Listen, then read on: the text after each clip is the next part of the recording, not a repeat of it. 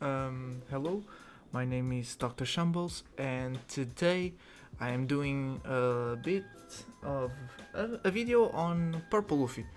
Now, before I go over him, I wanna say if you clicked on this video and you do not play Red Purple Law, do not leave. Although I am going to talk about a little bit on the Red Purple Law perspective. I will be giving some tips in general, so maybe you can use it to adapt to your own style. But yeah, I do play Red Purple Law, so I will be focusing a little bit on him, except the other decks. But pretty much the reason I'm doing this video is because I'm seeing a lot of Purple Luffys, and so it's easy to make this video. Sorry for the train if you hear it. So yeah, I decided to just do a video. Why not? And it's always fun to go over these most popular leaders anyways. So I'll be going over the tips while you guys see some gameplay on the background. I will not... I don't know if how much I'm going to talk about him, but maybe if I am fast enough, I'll just commentate the matches after I finish saying whatever I want to say. So yeah, do stay around. Now, first of all, the Purple Luffy is not such of a hard matchup for Red Purple Law, at least not in my experience. There are a couple of cards that you want to see in hand, and the only one is actually Gordon and some way of getting some Dawn back. Obviously, the Red Event Law and Chashin Penguin always come in handy against every matchup. But yeah, on this matchup in particularly, you want to see the Gordon in hand, specifically Gordon. Because if you get him on the starting hand, it means you can drop him on first turn. Purple Luffy does not have much removal except for the Poly and the Rush Kaido, which actually the two cards you see now. So yeah, you can, and you're probably gonna use it before they're dropped anyways. So yeah, you do want to see the Gordon a lot, and yeah, that's pretty much the only cards you see. The rest, as the cards come to your hand, you'll adapt. Now for the rest, I want to say you want to be aggressive, but the trick with the Purple Luffy is quantity over quality up to a certain time of the match.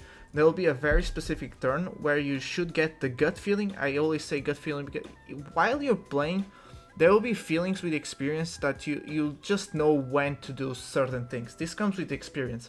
But yeah, there will be a gut feeling where you want to make some 5k swings, 6k swings, you know, keep it simple. Don't try many 7k swings, maybe once or twice if you don't have anything else to do with the Dawn. So yeah, and there will be a time when his hand starts to go down a bit, and then you up the pressure, either with more of these swings or you keep low swings but with more quantity.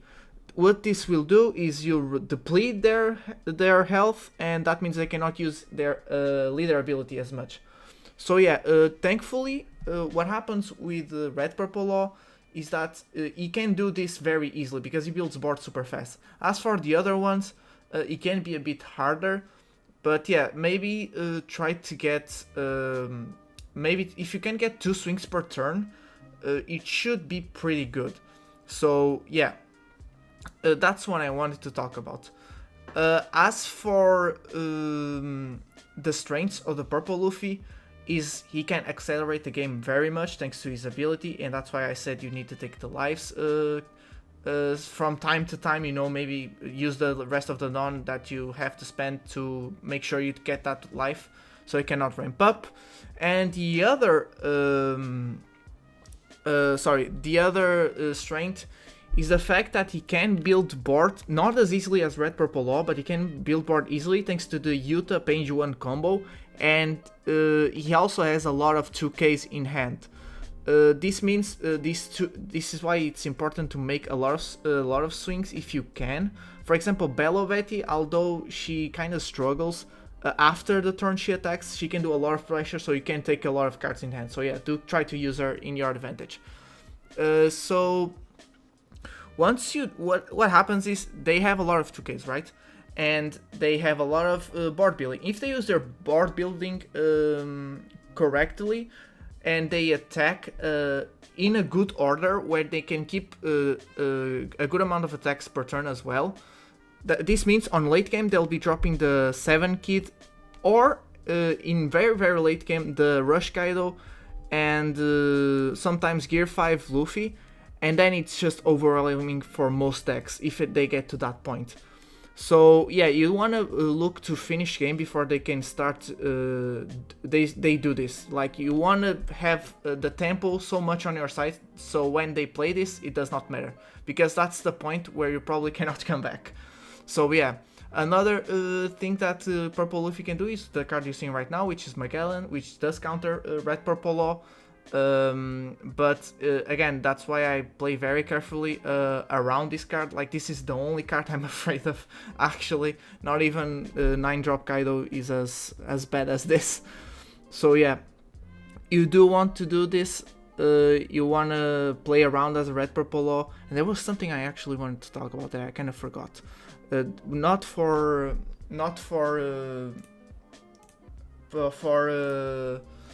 as many, not for me, but for some other decks. You want to keep the swings going. You want to try to... Oh yeah, the strength of the Purple Luffy, sorry. So what you do... the fact that they have too many 2Ks in hand and some events to protect them, when they drop the 7-cost kid, they'll be ramping up 1K, and that can be overwhelming with the 2Ks. That's why you kind of want to use the early and mid game to try and bait the cards out of his hand. So once they drop the kit, that does not matter. You can safely just attach one down and keep the 6K, and sometimes go for the 7K, as I said. So yeah, you do want to do this. The rest, Red Purple Law does not... this is a very 50-50 matchup, actually. I've seen some comments on my video saying that he does counter Red Purple Law. I mean, if he drops 2 Magellan, absolutely. But even with... I have games here on my channel where they drop 2 Magellans and I find the win. Obviously, sometimes I'm just luckier and I get better cards than them. Sometimes, you know, sometimes it's them that get the better cards in hand. I just break. It can happen. It happens to everybody. That luck factor is always there. But yeah, because I'm seeing a lot of them, I've learned to play around Magellan, which is the only card that scares me. The rest, I can take away their blockers and keep the pressure up very easily. So yeah, that's pretty much what you want to do. You want to do some good early game and mid game swings, and to try get the cards in hand and try to keep in check your board. So when they drop the 7 kid or 9 drop Kaido, it's already too late, and you can use the swings that you saved to go for game. That's the way you should go, and you should adapt this to the deck you're playing. I've adapted to my law, and it's going pretty well.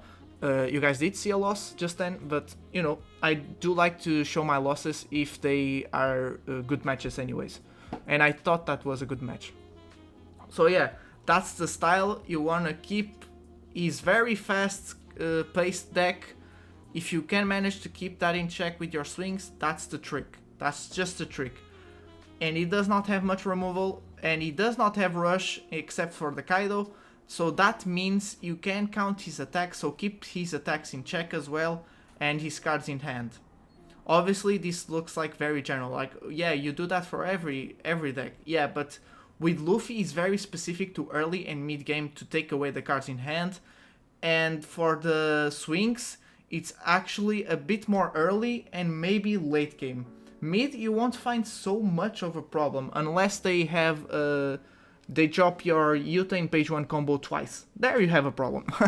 I have a problem with the 2 Magellans. You have the problem with the two page 1s and Uta combos. So yeah, I don't think it's called Uta. I'm saying it wrong, aren't I? It is what it is. Poly, for example, is not a problem. So yeah, I don't have much problems with this deck, thankfully. Just starve them. So take away cards early to late game, then you starve them a little bit, so late game you can go for game easily. Yeah, I think that's it. I think I can comment this match. It's not, again, Purple Luffy was being said to be the strongest deck. Sakazuki came and took that title way too easily. But yeah, let's just enjoy the last match. Don't worry, my deck list will be at the end of the video. Now, I had problems during this week where I wasn't finding the Gordons, but on some of these matches I find two. So yeah, I don't know if I wasn't looking at the rematch. I don't know if I put a game where I didn't get the Gordon, but I got the win anyways. I don't know. Maybe I edited this before, so yeah. So, okay. He plays a 2k out of hand, that's not bad. I always like seeing 2ks getting used up, as I said, because he has a lot of them. Now, thankfully with the Gordons, I'm set up. I have 2 Gordons, baby. Now watch this combo, baby. More pressure. I'm going to do this, and I'm going to take away his... I don't know what that card's called. I forgot. The Miss Double Finger, yeah. I'm just gonna take away Miss Double Finger here early to play the Shashin Penguin. I do have the regen, so yeah, that's nice. Shashin Penguin, it's the best card to see on early game in case of done regen. So now I know he only has 1 swing again. He could play Poly, I believe. But yeah, he could play Poly. But I think Poly... I don't know if Poly destroys a character 3 or less or 5 or less. I believe it's 5 or less. Oh, there you go. That's the page 1 combo. And he plays a Uta blocker. That's why I thought I was saying Uta wrong. But yeah, this was a very interesting match because I never see Uta being played. So I take Uta because I hate this card, by the way. I lost the locals because of this card with the red-green law. That card... sorry, I'm forgetting words here. That card resting another character when you swing is very, very annoying. And I lost because of it. So yeah. I just remove her. I don't have many done. It's okay. Because I'm gonna calm down a little bit here. He has 6 cards in hand. Normally, 5 to 4 should be fine. When I say keep... Sorry for the train again. If you can keep him at 4, especially, you should be pretty good. There's no need to go for 3 or 2 very low numbers. It's actually not as much needed. Because if he starts using many 2Ks on early game, that means he'll brick on late game with many Kaido Rush and 7 drop kit. So now he has 3 swings. We have a blocker and we have a red beam, so he should be fine. He drops a... look at this play, look at this play. This is very interesting because I was like, why not? He could, with 4 swings, he could try to go for a game here. Why does he not go for a game? Why does he drop his 9 Kaido? And on that moment I was like, wait, he had 4 cards in hand, right? He dropped the queen, that's 3, and then he he took the Kaido. So I'm like, he does not have 2k counters in hand.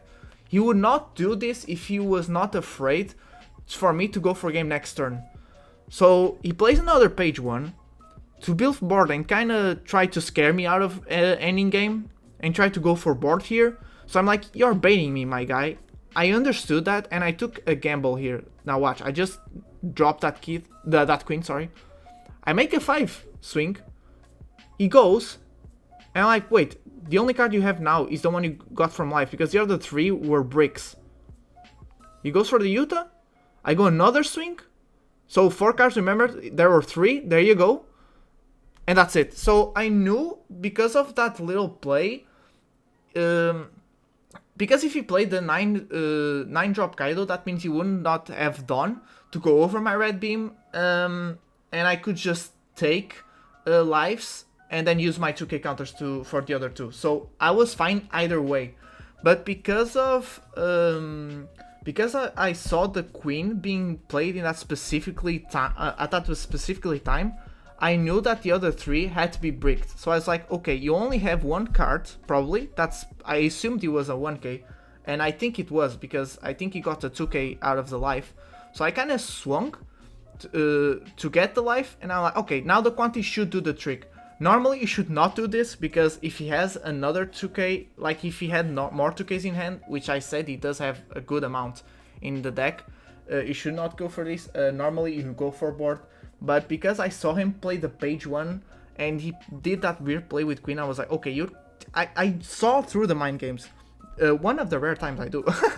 Especially this week. This week has been very hard for me. I've been sad all around and misplaying all around. So that was a good moment of brilliance by my part. And yes, you've been seeing my deck lists that I've been using in all of these matches. And yeah, I've already gone over it in guide and other videos, so I'll just not explain it.